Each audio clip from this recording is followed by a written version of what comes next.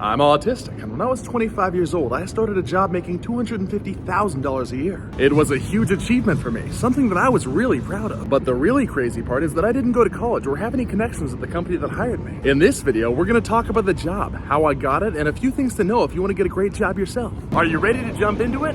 Awesome. Here's how it happened. On May 16th of 2022, I got an offer to be a software engineer at Full End Partners. Full End Partners is a growth equity firm located in Midtown Manhattan that specializes in buying and investing in software companies. They needed another software engineer to help them build their proprietary tools they use to find investments. So they put up a job posting on a website called WellFound. When I first saw that job post, I was 3 full months into a job hunt, and I'll be honest, I was getting pretty desperate. I put in an application, and when I got an email from their CTO, I was over the moon. And after 2 phone interviews, plus flying me out to New York for an on-site, they decided that I was the guy for the job. They offered me a base salary of $150K, a bonus of $15K, and carried interest worth about $100,000 a year. All of that in exchange for a 9-to-5, 40-hour work week. And you better believe that I took that offer as it stood. But hold up, let's rewind a second. How did I get that position in the first place? Remember, I didn't graduate college. I actually dropped out twice, and I didn't have any special in at the company either. This is the strategy I used to go from hopelessly unemployed at 22 to bona fide making it at 25. The first thing to remember is that they didn't hire me for no reason. They hired me because I had a skill they wanted. That skill, of course, was knowing how to code. It's something that I'd started teaching myself how to do 2 years earlier. Someday I'll make a full video on how exactly I learned how to code, but the gist is I hunkered down and I studied and practiced and studied. And once I was even a little bit useful, I started taking contract jobs every here and there. And I'll be honest with you guys, if you're starting from the position that I was in, it's not going to be lucrative at first. I only made a little bit of money during those 2 years, but the experience and the knowledge I gained led to me making big money. The point is, you can learn valuable skills, and those skills really do pay the bills. But make no mistake, those 2 years were incredibly difficult.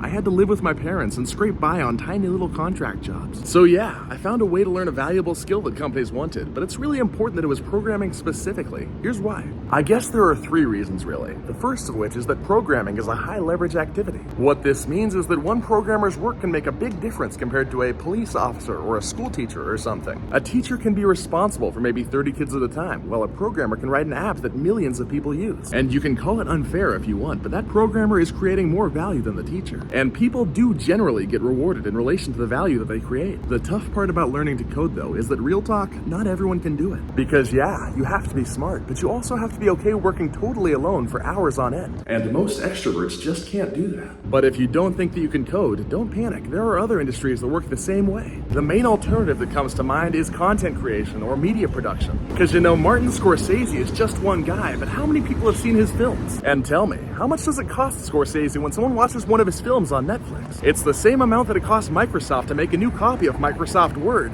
0. Now compare that to how much it costs McDonald's to make a cheeseburger or for a plumbing company to send out a plumber. What I'm getting at is that given the choice, you want to work in an industry whose products have 0 marginal cost of replication. That basically means stuff that they can create once and then sell a bunch of times. They'll be able to pay you really well for doing good work, and if you decide you want to do your own thing, well, you'll have experience in a great industry. I've already talked about software and media, but there's one more industry here that deserves the nod, especially because it's the one I worked in. And for those of you keeping track at home, it is in fact finance. One YouTuber can get tens of millions of views. A small software company can serve millions of customers. And if you put together 10 great finance professionals, you can manage billions in assets. And I think that's enough said about picking a high leverage job in a high leverage industry. Another great thing about software engineering is that there's a lot of ways you can use that skill set. What I mean is that pretty much every industry uses software, and all that software relies on the same basic skill set. So if you're a software engineer at a company that manages live events, and then COVID hits, well, you can go find a job somewhere else. But if you had built a career as a travel agent or an events planner, well, you're straight out of luck. The only thing that you can be sure of is change, so it's important to pick a job that doesn't pigeonhole you too hard. And one more thing that I want to touch on here is that if you're trying to mount a comeback, it is good to be able to show your work. One of the best parts about being a competent software engineer is that you can show what you know by just building stuff. You can just build a cool app or a cool website and show people the code, and they'll think, wow, this person knows what they're talking about. And once again, this is not specific to software. If you're a great artist or a content creator, you can show people your art or your videos. And if you can do that, they're a lot more likely to give you a pass on quirks or abnormalities in your resume. I think that's what got me in the door at Full End. I showed them some code that I wrote that was highly relevant to the work they do. And one last thing, you guys might have picked up on the fact that I'm not working this job anymore. I really struggled with the professionalism that Wall Street demanded, and after 15 months, I was shown the door. But I got to spend 15 months of my mid-20s in Manhattan working at an awesome company and making great money. Things could definitely have gone better, but given how poorly my first 25 years went, well,